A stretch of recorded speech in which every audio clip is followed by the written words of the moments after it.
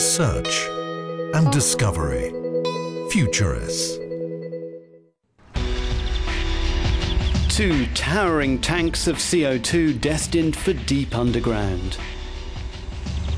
The 100 tons of greenhouse gas held inside are on a journey that should see them locked away for thousands of years.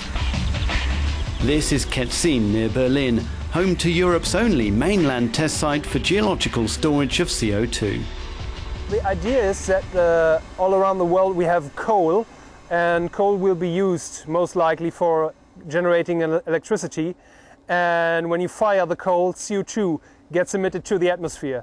And then CO2 is active in the climate process, and therefore it is harmful, and you could just capture it from the flue gas and transport it to a storage site and store it safely underground. For the moment, renewable sources don't meet our energy needs. So generating power also means generating CO2.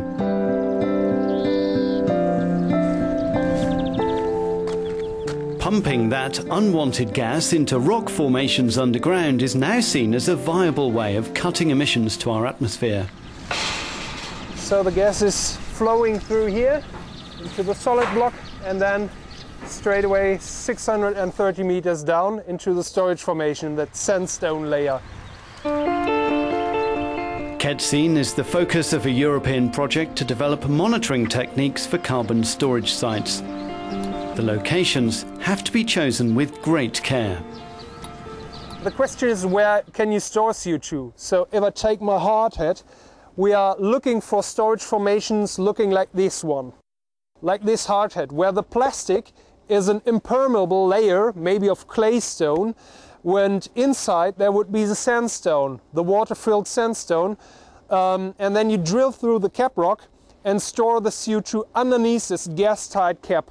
So that's important. You need a permeable sandstone formation where you can put the CO2 into, and you need a gas-tight cap rock which hinders the CO2 from migrating up.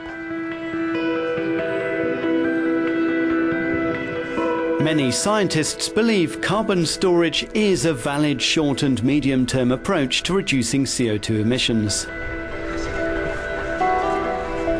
Italian researcher Sergio Persolia heads a European network of independent experts on geological storage of CO2. CO2 is produced by burning hydrocarbons, and they're extracted from underground.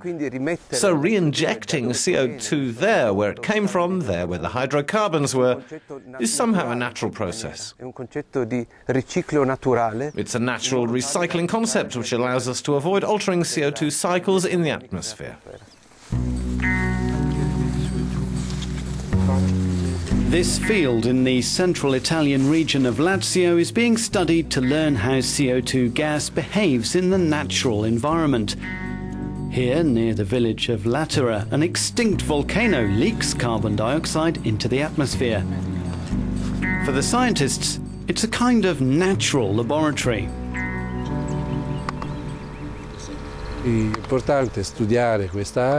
It's important to study this area in relation to the geological storage of CO2 because we can have some information about gas migration and the impact of any hypothetical gas escape from a site where we've stored CO2, and the impact on the surface environment, and about how we could intervene in the case of any eventual escape.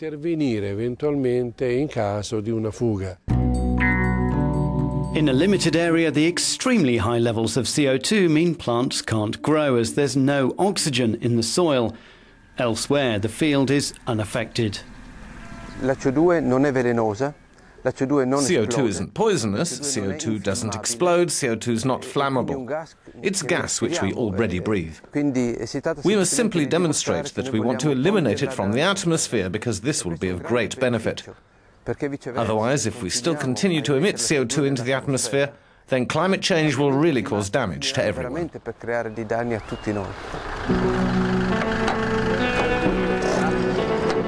Another geological research site, this time in a residential zone close to Rome's Ciampino airport.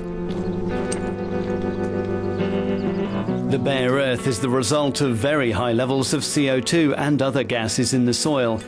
Here, the pressure of CO2 being generated by volcanic activity beneath the surface pushes the gas up through the rock. Generally,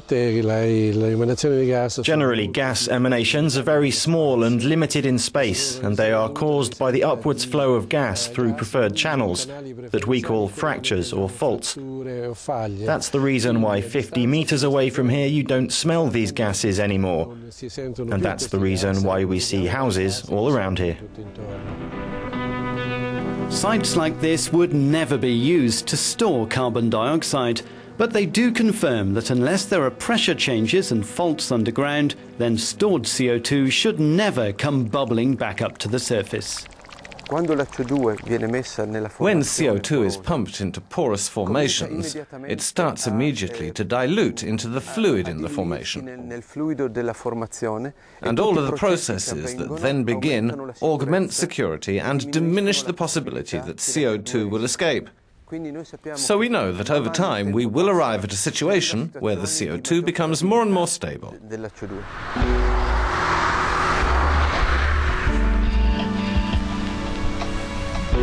The injection of CO2 underground has been running smoothly at Kedsin since June 2008.